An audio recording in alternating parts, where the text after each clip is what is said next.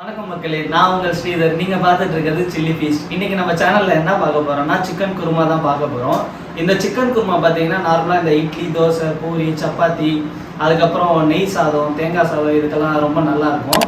இப்போ வாங்க நம்ம சிக்கன் குருமா எப்படி பண்ணுறதுன்றதை பார்க்கலாம். 1/2 கிலோ சிக்கன் குருமா செய்ய நம்ம இந்த பாத்திரத்தை எடுத்துக்கிட்டாச்சு.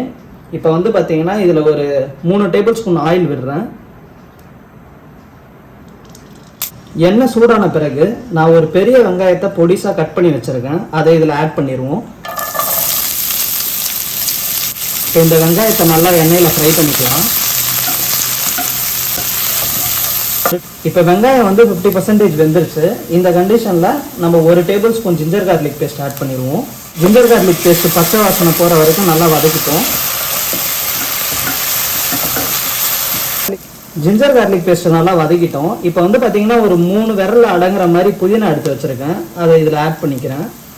அடுப்பை சிம் பண்ணிவிட்டு 10லேருந்து ஒரு 30 செகண்ட் இதை வதக்கி விட்டால் போதும்.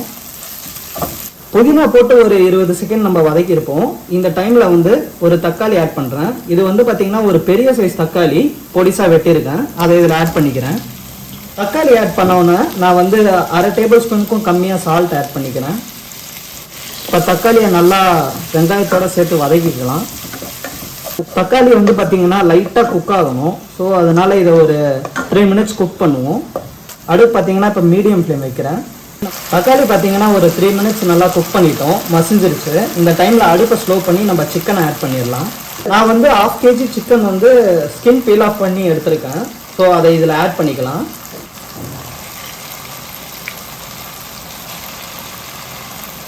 அடுப்பு பார்த்தீங்கன்னா சிம்மில் தான் இருக்குது. இப்போ நம்ம சிக்கனை வந்து இந்த தக்காளி வெங்காயத்தோட பரட்டி விட்டுப்போம். சிக்கனை மசாலா கூட நம்ம மிக்ஸ் பண்ணி விட்டாச்சு. இப்போ வந்து பார்த்தீங்கன்னா 1/4 டேபிள் ஸ்பூனுக்கும் கம்மியாக மஞ்சள் தூள் ஆட் பண்ணுறேன். Red chilli powder 1 tablespoon add பண்ணுறேன். தனியா தூள் 1/2 டேபிள் ஸ்பூன் ஆட் பண்ணுறேன்.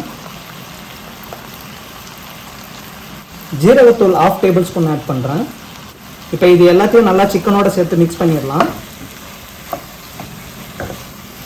இப்போ மசாலாவில் வந்து நம்ம சிக்கனை ஜஸ்ட் ஒரு 2 மினிட்ஸ் குக் பண்ணிட்டோம். இப்போ வந்து நம்ம குருமாக்கு தேவையான தண்ணியை ஆட் பண்ணிக்கலாம்.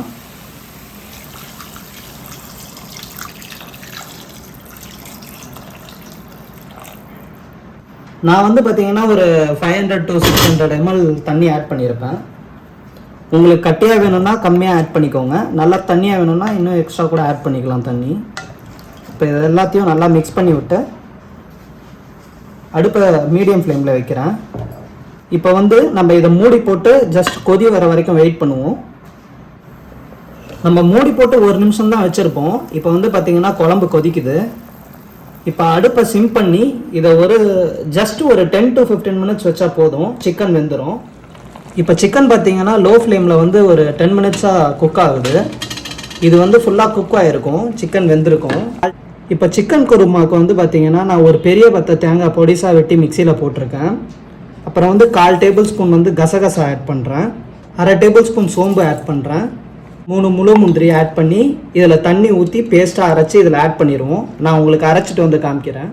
இந்த மாதிரி பேஸ்ட்டாக அரைச்சாச்சு. இப்போ இதை வந்து நம்ம ஆட் பண்ணிடலாம்.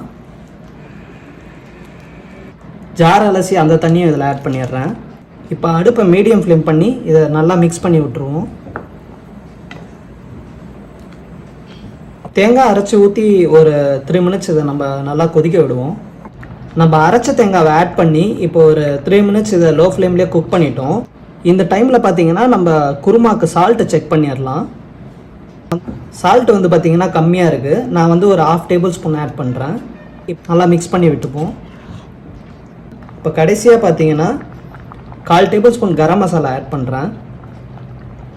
இதை நல்லா மிக்ஸ் பண்ணி விட்டுப்போம். கரம் மசாலா ஆட் பண்ணி இன்னும் ஒரு 1 to 2 மினிட் இதை குக் பண்ணுவோம். அவ்வளோதான், நம்ம சிக்கன் குருமா ரெடி. அவ்வளோதான் மக்களே, நம்ம chicken kurma ready. Chicken kurma பார்த்திங்கன்னா இந்த மாதிரி தண்ணியாக இருந்தால் தான் நல்லாயிருக்கும். அப்போ தான் பார்த்திங்கன்னா நம்ம இந்த இட்லி, தோசை இது கூட ஊற்றி சாப்பிட நல்லாயிருக்கும். கட்டியாக பண்ணிங்கன்னா நல்லா இருக்காது. நான் இப்போ உங்களுக்கு சர்வ் பண்ணி காட்டுறேன் எப்படி வந்திருக்குன்ட்டு.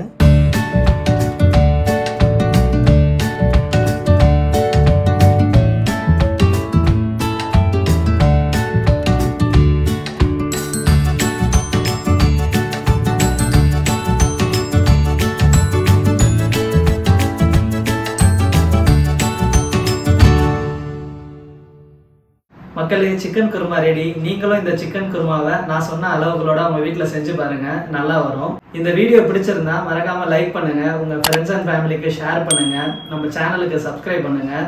உங்களை அடுத்த வீடியோவில் சந்திக்கும் வரை உங்களிடம் விடைபெறுவது நான் உங்கள் ஸ்ரீதர். பாய்.